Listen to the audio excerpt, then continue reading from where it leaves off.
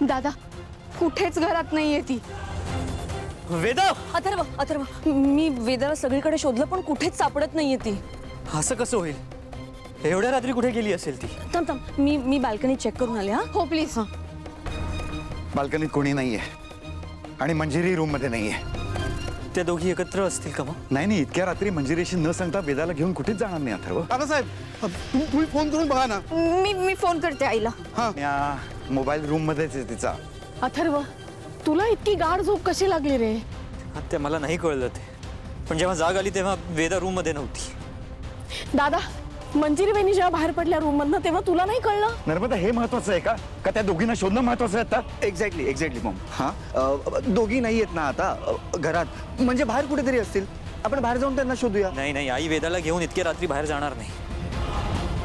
नाही पण ठीक आहे, आपण शोधूयात, चल।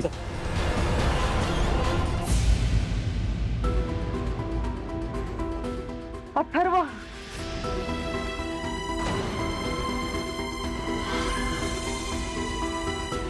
वेदा, वेदा, कुठे होतीस तू? हा, मंजिरी, तुम्ही दोघी बाहेर काय करत होतात?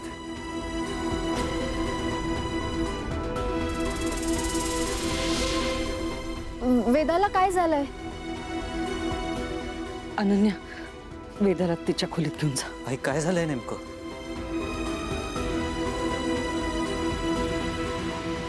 वेदा, आता तू ना आत्यासोबत जाऊन तुझ्या खोलीत झोप।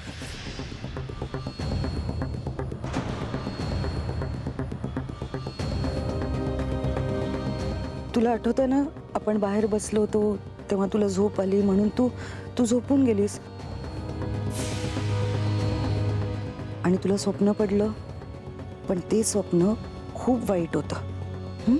ते विसरून जा। आता काय कर, आत्यासोबत जाऊन झोप। मग कोण येणारे माहितीये स्वप्नात? आई।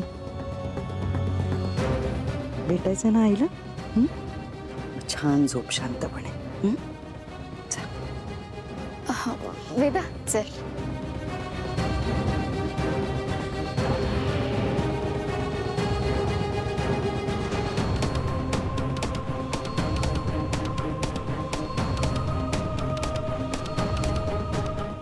आई, काय झालंय? काहीतरी सांग। सांगते। आई काय सांगतायत ते ऐकायलाच हवं, म्हणजे मलाही कळेल ते सगळं नक्की काय होतं। वेदा बस इथे। हे घे, पाणी पितो। सावकाश।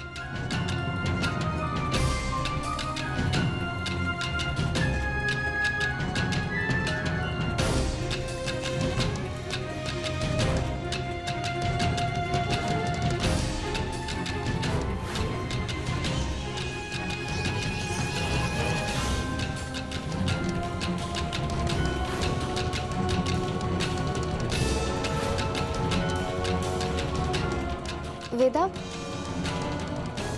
चल, झोपा तू। चल झोपूया आपण। नाही आत्या, मला नाही झोपायचं। वेदा बघ, हे बघ, तू घाबरू नको। आत्या आहे ना इथे, काही होणार नाही।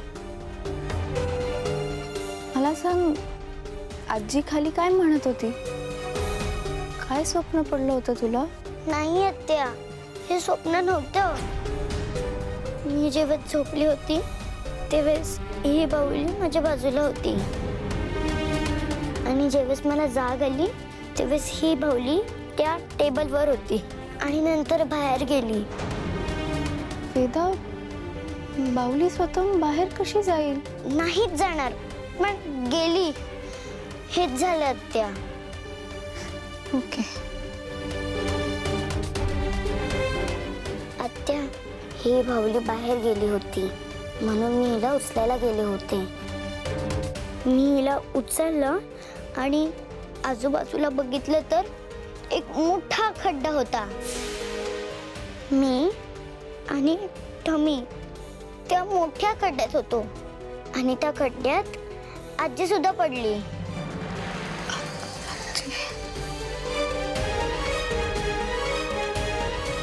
इट्स ओके वेदा, तू घाबरू नकोस. हा आहे मी.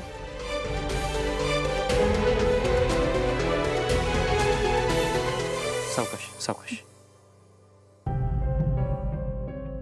मंजिरी तू तू काय सांगतेस आहे? हो दादासाहेब, मी हे सगळं अनुभवलंय.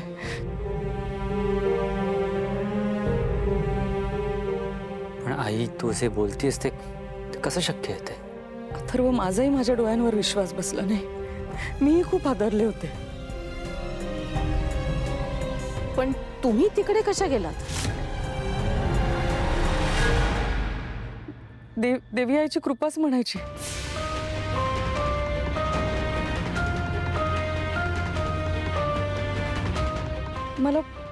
मला मध्यरात्री जाग आली म्हणून हॉलमध्ये आले होते मी. तर हॉलचं दार उघडं होतं. वेदा घराबाहेर चालली होती म्हणून मी तिच्या मागे गेले. ती बाहुलीच्या मागे चालली होती हे बघून मी खूप घाबरले. पण तरी त्या क्षणाला मला तिच्या मागे जाणं गरजेचं होतं म्हणून मी गेले. पण ती तिथे कशी पोचली, तो खड्डा कसा तयार झाला मला नाही माहिती.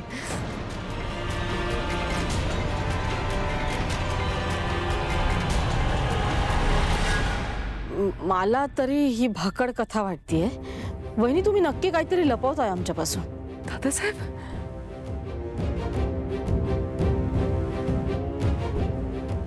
अगं बायको, वहिनी कशाला लपवतील ना? वहिनी तुम्ही डिटेलमध्ये सांगा ना, म्हणजे सगळ्यांनाच कळेल ना काय ते.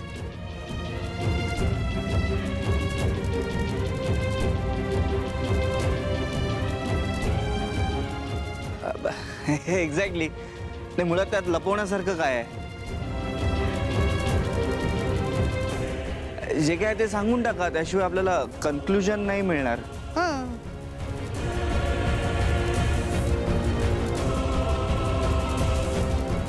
हे बघ अथर्व, मी जे काय पाहिलं ते हेच होतं. आई खरं तेच सांगतायत. वेदा खरंच खड्ड्यात पडली होती अथर्व. आई, मला ती जागा बघायची. मला ती जागा दाखव. चला मी पण येतो. चला दादासाहेब. नाही,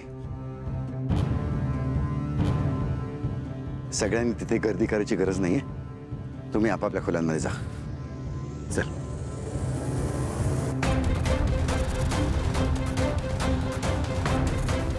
चला, तुम्ही तिकडे जाऊन काय करणार होतात? चल रे. चल चल.